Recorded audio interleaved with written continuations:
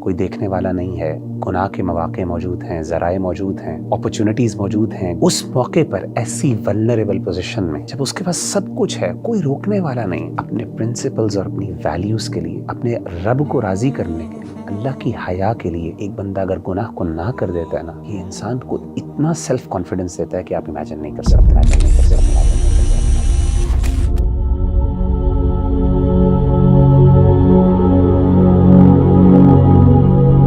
صحابہ کرام اور ہمارے جتنے بھی انبیاء کرام آئے ہیں، ان کے اندر نا ایک بڑا امیزنگ قسم کا سیلف کانفیڈنس تھا، خود اعتمادی تھی.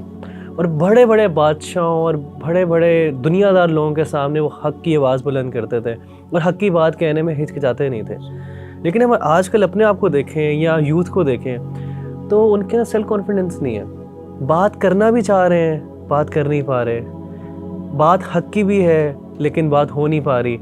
تو میرا بھائی کیسے ایک انسان کے اندر سیلف کانفیڈنس آ جو کیا سیکریٹ ہے کہ اگر وہ بندہ اس کو اپنی زندگی میں اپلائی کرے، اس کے اندر خود اعتمادی بھی آ جائے اور وہ حق کی بات بھی کر پائے؟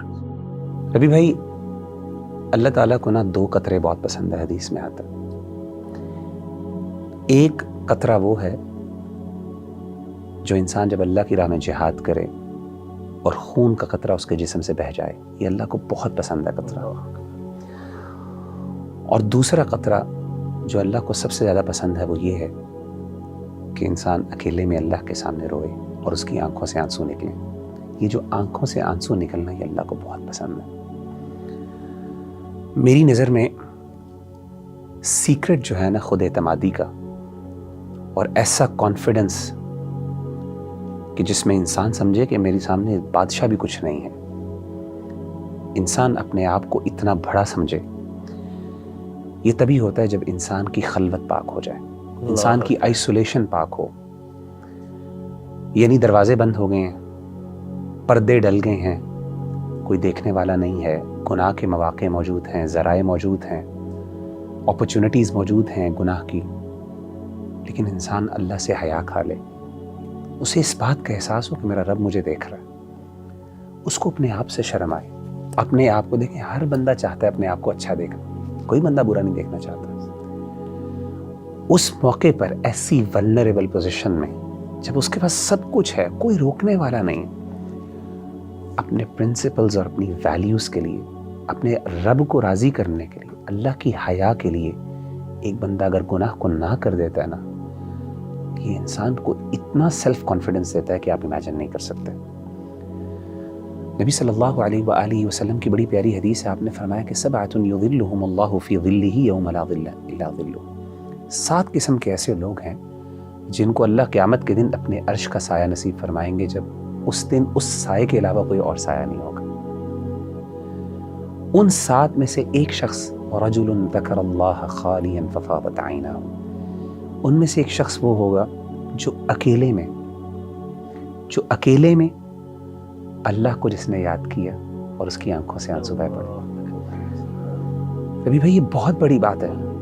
آئسولیشن، لوگوں کے سامنے نیکی کرنا، میں یہ نہیں کہتا کہ لوگوں کے سامنے نیکی کرنا کوئی مشکل، کوئی آسان نہیں، کوئی مشکل ہے، اس کا بھی اجر ہے. ظاہر ہے انسان کی کچھ نیکیاں ایسی ہیں جو ایک سوشل سیٹنگ میں ہوتی، لیکن اصل انسان کے کردار کا پتہ چلتا ہے جب انسان اکیلے ہوتا. میں بتاؤں، اور میں سمجھتا ہوں کہ کسی بندے کا اصل تقوی اور اصل کردار تبھی جج ہو جاتا ہے جب وہ بندہ اکیلا ہوتا ہے.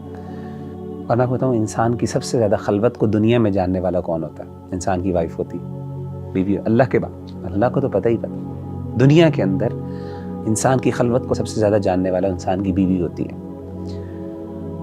تاریخ کے اندر نبیوں کے بعد اگر کوئی ذات، صحابہ کو بھی نکالنے چلیں، ہمیں کون سی ایسی ذات ملتی ہے کہ جس کی بیوی جو ہے اپنے شوہر کے کردار کے بارے میں بات کرے؟ میں ایک مثال دینا چاہتا ہوں سیدنا عمر بن عبدالعزیز رحمہ اللہ تعالیٰ عنہ کی، جن کو 5ویں خلیفہ راشد بھی کہا جاتا ہے. میں حیران ہوا ان کی سیرت پڑھ کے کہ آپ کی وائف نے یہ اپنے شوہر کے بارے میں کہا.